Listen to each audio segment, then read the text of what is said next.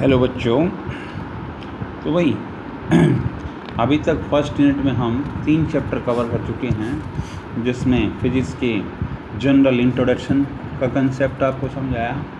इसके बाद भाई सेकंड चैप्टर में हमने सिस्टम ऑफ यूनिट, जिसमें फंडामेंटल एंड डिराइव्ड यूनिट का कंसेप्ट, और भाई आपने अलग अलग सिस्टम देखे, उसमें MKS सिस्टम, FPS सिस्टम और वही CGS सिस्टम। इसके बाद एक आया था SI सिस्टम, और फिर हमने पढ़ी फंडामेंटल और डेराइव्ड यूनिट्स, जिसमें 7 फंडामेंटल यूनिट्स थी, और डेराइव्ड यूनिट्स वो यूनिट होती हैं जिनको फंडामेंटल यूनिट्स के इंटर रिलेशनशिप से हम फाइंड आउट करते हैं। तो भाई अगर एग्जामिनेशन पॉइंट ऑफ व्यू की बात की जाए तो जो क्वेश्चन बनते हैं वो बनेंगे। अब आगे हम जो कंसेप्ट पढ़ेंगे उन दोनों चैप्टरों से, जिनमें एक चैप्टर रहेगा भाई डायमेंशनल एनालिसिस और दूसरा चैप्टर रहेगा कौन सा, एरर एनालिसिस का। तो भाई फर्स्ट यूनिट का 4th चैप्टर हम यहाँ पर लेकर चल रहे हैं, dimensional analysis.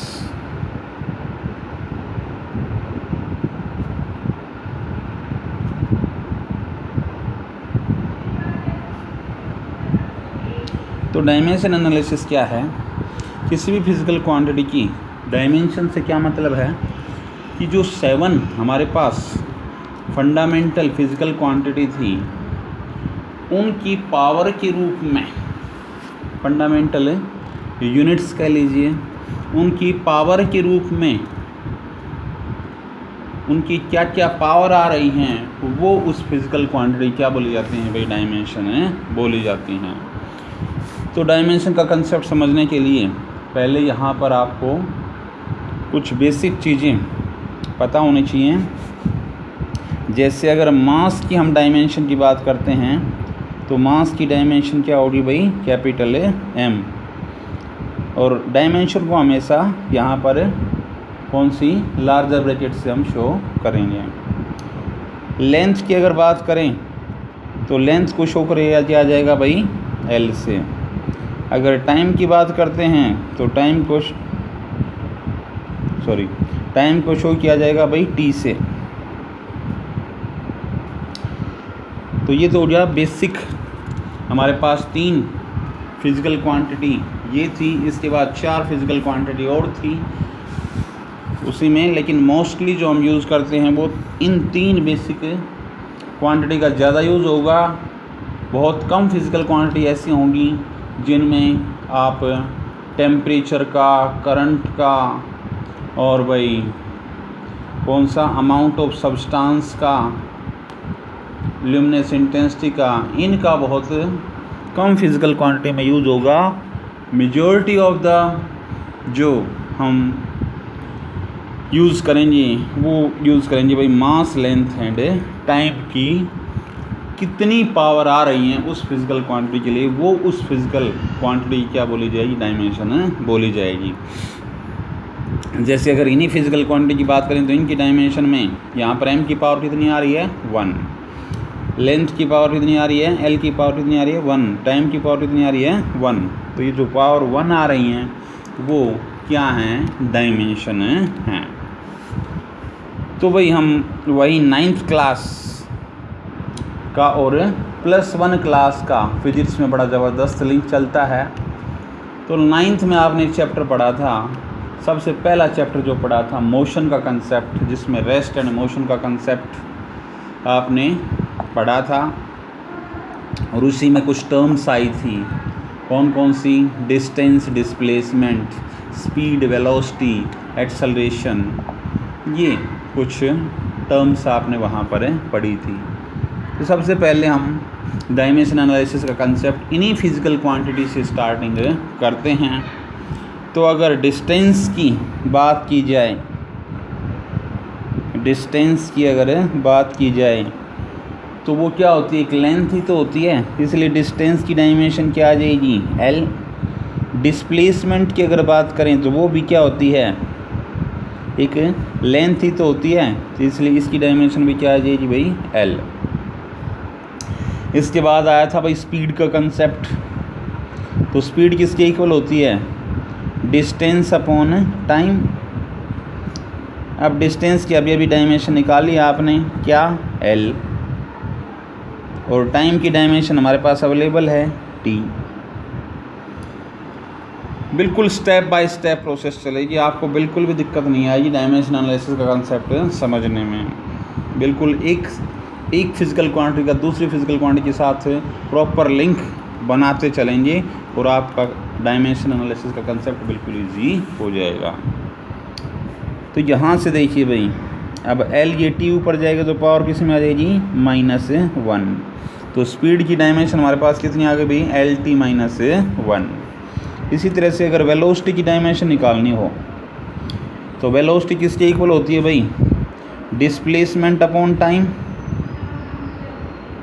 Displacement upon time, या यूँ कह सकते हैं distance with direction upon time. Distance जिसमें मैग्नीट्यूड के साथ साथ डायरेक्शन भी दिखा रखी हो तो वो क्या होगी? डिस्प्लेसमेंट। और अपॉन टाइम कह देंगे तो वो क्या आ जाएगी? वेलोसिटी आ जाएगी। अब डिस्प्लेसमेंट भी क्या होगी? एक लेंथ ही तो होगी, और टाइम हमारे पास t, तो इसकी डायमेंशन भी वही आ जाएगी lt -1। इसी तरह से नेक्स्ट कंसेप्ट हमारे पास आया था भाई, क्या? एक्सेलरेशन। एक्सेलरेशन क्या था? चेंज इन वेलोसिटी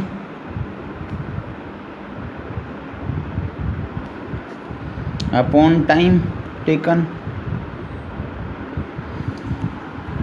कोई ऑब्जेक्ट पहले किसी वेलोसिटी से मूव कर रहा था, एक पर्टिकुलर इंटरवल ऑफ टाइम के बाद वो उसकी वेलोसिटी कुछ और हो गई, तो वहाँ पर उसकी वेलोसिटी में गिवन इंटरवल ऑफ टाइम में कितना चेंज आ गया, उन दोनों फिजिकल क्वांटिटी का जो रेशियो होता है वो हमारे पास क्या होता है? एक्सेलरेशन होता है।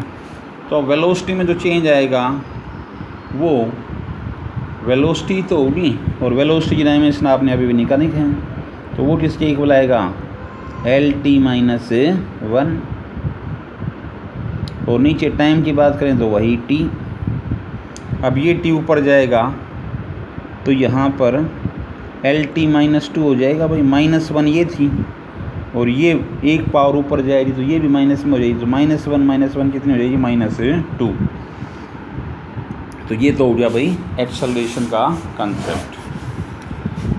अब बिल्कुल एक फिजिकल क्वांटिटी से दूसरी फिजिकल क्वांटिटी को इंटरकनेक्ट करते चलेंगे। यहाँ पर जितने भी फिजिकल क्वांटिटी हमने ली हैं सभी का आपस में लिंक आप ऑब्जर्व कर रहे हैं। अब अगला कंसेप्ट हम यहाँ पर उठाते हैं, कौन सा? फोर्स का कंसेप्ट आपने न्यूटन सेकंड लॉ में पढ़ा है। F किसके इक्वल होता है भाई? m इंटू ए, मास इंटू एक्सेलरेशन। अब मास की डायमेंशन तो क्या होती है? m, और एक्सेलरेशन की अभी निकाली थी,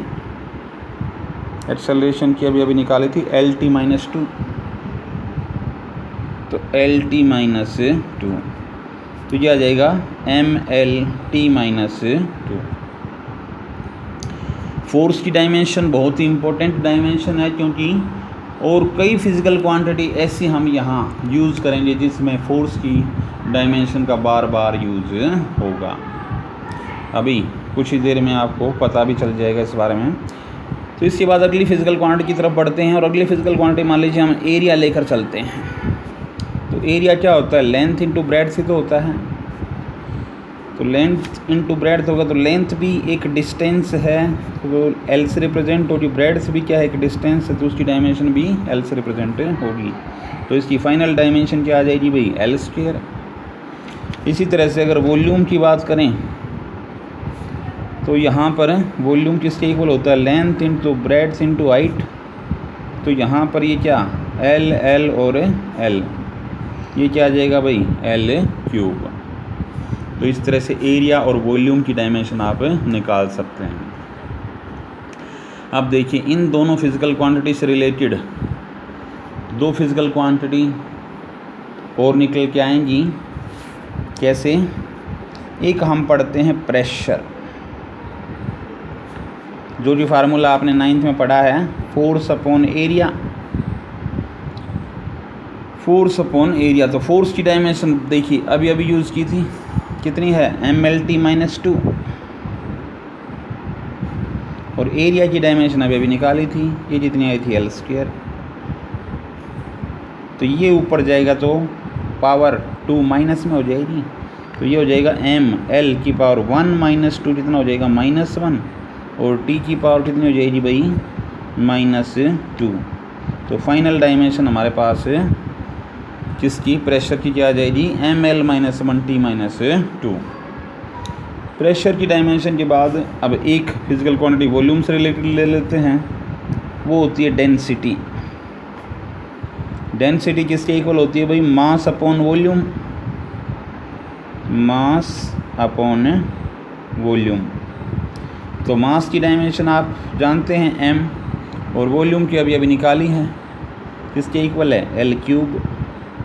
तो ये ऊपर जाएगी तो क्या आ जाएगी ML3।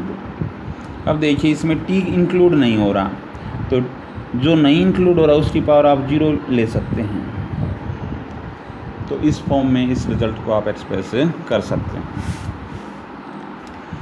तो भाई प्रेशर डेंसिटी की डायमेंशन के बाद हम बढ़ते हैं अगली फिजिकल क्वांटिटी की तरफ, और अगली फिजिकल क्वांटिटी हम यहाँ पर लेकर चलेंगे वर्क। वर्क का कंसेप्ट भी आपने 9th क्लास में पढ़ा हुआ है, फोर्स इनटू डिस्प्लेसमेंट होता है।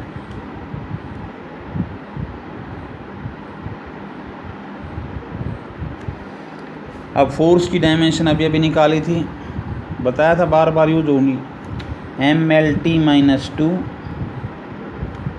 और डिस्प्लेसमेंट की शुरू में निकाली थी बिल्कुल, ये रही L। तो यहाँ से फाइनल रिज़ल्ट हमारे पास आ जाएगा ML²T-2। ये आ गई भी वर्क की डायमेंशन। अब वर्क से ही मिलती जुलती एक डायमेंशन, मिलती जुलती क्या एग्जैक्टली इक्वल डायमेंशन हमारे पास किसकी होगी, एनर्जी की। आपने 9th क्लास में वर्क एनर्जी से रिलेटेड एक चैप्टर आया था हमारे पास, तो उसमें आपने पढ़ा था वर्क की यूनिट भी जूल में हम लेकर चलते हैं, और एनर्जी की यूनिट भी हम जूल में लेकर चलते हैं। इसलिए जब इनकी यूनिट सेम है तो डायमेंशन यहाँ पर क्या रहेंगी, सेम रहेंगी। तो एनर्जी की डायमेंशन भी क्या आ जाएगी भाई ML²T-2, या इसको आप एक प्रॉपर एनर्जी का फार्मूला लेकर भी आप प्रूव कर सकते हैं। जैसे पोटेंशियल एनर्जी का फार्मूला आपके पास आया था भाई mgh, यही तो था।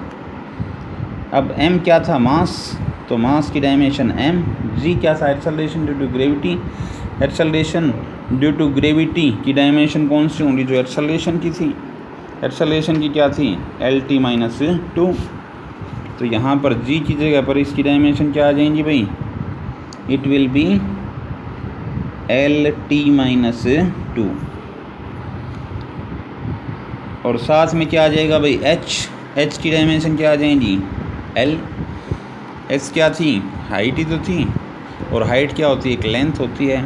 तो इसकी फाइनल डायमेंशन हमारे पास क्या आ जाएंगी भाई, इट विल बी ML²T-2। तो देखिए बताइए, वो एनर्जी की कहें या पोटेंशियल एनर्जी कहें या वर्क की रहें, सब की डायमेंशन क्या आ रही हैं भाई, सेम है आ रही हैं। तो ये तो भाई लीनियर मोशन में हमने इन सब चीज़ों को डिस्कस किया। इसके बाद कुछ रोटेशनल मोशन की अगर हम बात करते हैं, तो यहाँ पर एक फ़ैन मूव करता है, तो वो कौन सी मोशन है उसकी, रोटेशनल मोशन। अर्थ अपने एक्सिस के अबाउट मूव करती है, तो वो कौन सी मोशन है भाई, रोटेशनल मोशन। तो भाई इस टाइप की मोशन में यही अगर फिज़िकल क्वांटिटी हम यहाँ पर लीनियर मोशन में लेकर चले हैं, वो टर्म्स फिर क्या हो जाती हैं, चेंज हो जाती हैं। जैसे लीनियर मोशन में हमने डिस्प्लेसमेंट लिया था, ऐसे ही रोटेशनल मोशन में फिर डिस्प्लेसमेंट की रिप्लेसमेंट किससे हो जाएगी, एंगुलर डिस्प्लेसमेंट से, एंगुलर डिस्प्लेसमेंट से।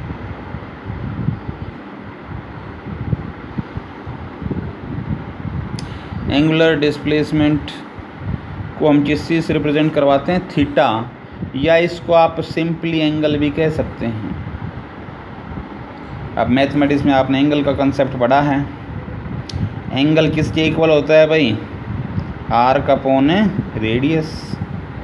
आपको फिजिक्स की इंट्रोडक्शन में ही बताया था, फिजिक्स का अगर किसी सब्जेक्ट के साथ सबसे ज़्यादा लिंक है वो कौन सा सब्जेक्ट है भाई, मैथमेटिक्स। तो यहाँ पर देखिए ज़रूरत पड़ गई है नहीं। तो एंगल किसके इक्वल होगा, आर्क अपॉन रेडियस। अब आर्क क्या होती है, एक लेंथ ही तो होती है, रेडियस भी क्या है, एक लेंथ है। तो एल से एल कैंसिल आउट। तो भाई ये कैसी क्वांटिटी आ जाएगी, ना तो यहाँ एम लाई कर रहा है, ना यहाँ एल लाई कर रहा है, ना यहाँ टी लाई कर रहा है। तो ये कैसी क्वांटिटी आ जाएगी, एक डायमेंशन है लेस क्वांटिटी आ जाएगी। अब जैसे एंगुलर डिस्प्लेसमेंट ली, ऐसे ही अब अगली टर्म हम लेकर चलेंगे एंगुलर वेलोसिटी। एंगुलर वेलोसिटी, इसको हम ओमेगा से रिप्रेजेंट करते हैं, और ओमेगा किसके इक्वल होता है, थीटा अपॉन टी। थीटा यहाँ पर है एंगुलर डिस्प्लेसमेंट, और नीचे क्या आ जाएगा, टाइम। तो यहाँ पर इसकी डायमेंशन तो अभी निकाली है, m0 l0 t0, और नीचे t की डायमेंशन क्या होती है, t। ये इसको ऊपर ले जाएंगे तो t की पावर -1 आ जाएगी भाई। तो एंगुलर वेलोसिटी के बाद अगली टर्म हम यहाँ पर लेकर चलते हैं angular acceleration. Angular acceleration, angular acceleration को हम किससे रिप्रेजेंट करवाते हैं भाई, अल्फ़ा से। तो अल्फ़ा किसके इक्वल आ जाएगा, alpha it will be equal to d omega by d t, rate of change of angular velocity is known as angular acceleration. तो यहाँ पर ये देखिए, अब ओमेगा की डायमेंशन अभी निकाली है आपने, किसके इक्वल हैं, t-1। तो यहाँ से नीचे टाइम, इस t को ऊपर ले जाएंगे तो फिर t की पावर कितनी हो जाएगी, -1। तो ये थी, ये ऊपर जाएगा तो -1, और -1 -2, ये हमारे पास डायमेंशन आ जाएगी किसकी, एंगुलर एक्सेलरेशन की। इसी तरह से एक डायमेंशन आती है भाई फ्रीक्वेंसी, ये किसके इक्वल होगी, 1 अपॉन टाइम पीरियड। तो 1 अपॉन टी, इस t को ऊपर ले जाएंगे तो t की पावर -1। एक होती है एंगुलर फ्रीक्वेंसी, ये तो थी लीनियर फ्रीक्वेंसी, जो कि लीनियर मोशन में हम लेकर चलते हैं। और एंगुलर फ्रीक्वेंसी ये किसके इक्वल होती है, 2 पाई इंटू न्यू। न्यू यहाँ क्या है, लीनियर फ्रीक्वेंसी। लीनियर फ्रीक्वेंसी को न्यू सिंबल से रिप्रेजेंट करते हैं, आपने 9th क्लास में आया था फ्रीक्वेंसी का कंसेप्ट। तो यहाँ पर ये न्यू जो है, अब इसकी डायमेंशन अभी आपके पास t-1 है। अब 2 पाई यहाँ पर क्या है, डायमेंशन लेस। पाई की वैल्यू जब आप रखेंगे तो ये एक न्यूमेरिकल वैल्यू बन जाएगी, और यहाँ भी ये डायमेंशन लेस क्वांटिटी आ जाएगी। तो बचेगा वही न्यू, तो इसकी डायमेंशन भी वही हो जाएंगी भाई, t-1। इसके बाद भाई अगली फिजिकल क्वांटिटी की अगर बात करते हैं, तो अगली फिजिकल क्वांटिटी हम लेकर चलते हैं कौन सी, मोमेंटम। मोमेंटम का कंसेप्ट आपका आया था 9th क्लास में, किसके इक्वल होता है, मास इनटू वेलोसिटी। अब मास की डायमेंशन m होती है, और वेलोसिटी की डायमेंशन Lt-1। तो यहाँ से मोमेंटम की डायमेंशन आपके पास आ जाएगी mLt-1। अब ये तो मोमेंटम हो गया भाई लीनियर मोमेंटम। एक अगर हम रोटेशनल मोशन में बात करें तो यही मोमेंटम चेंज हो जाएगा एंगुलर मोमेंटम में। एंगुलर मोमेंटम ये होता है किसके इक्वल है, एंगुलर मोमेंटम यहाँ से आपके पास आ जाएगा, जैसे यहाँ लीनियर मोमेंटम में मास इनटू वेलोसिटी था, तो उसमें हो जाएगा angular momentum moment of inertia. इस m की रिप्लेसमेंट तो i से हो जाएगी भाई। मास की रिप्लेसमेंट एंगुलर सिस्टम में, या यूँ कहें रोटेशनल सिस्टम में, मास किससे रिप्लेस हो जाएगा? मोमेंट ऑफ इनर्शिया से। और v किससे रिप्लेस हो जाएगा? ओमेगा से, एंगुलर वेलोसिटी से। अब I की डायमेंशन किसके इक्वल होंगी? I का फार्मूला होता है M R square, M R square. तो m मास, तो मास की डायमेंशन m, आर स्क्वेयर तो l स्क्वेयर, और भाई ओमेगा की डायमेंशन अभी निकाली थी आपने एंगुलर वेलोसिटी की, ये जितनी आई थी t-1, तो t-1, तो इसकी फाइनल डायमेंशन हमारे पास क्या आ जाएगी? ml square t-1। तो भी आज के लिए इतना ही काफ़ी रहेगा। ये फिज़िकल क्वांटिटी की डायमेंशन आप तैयार करके देखिए।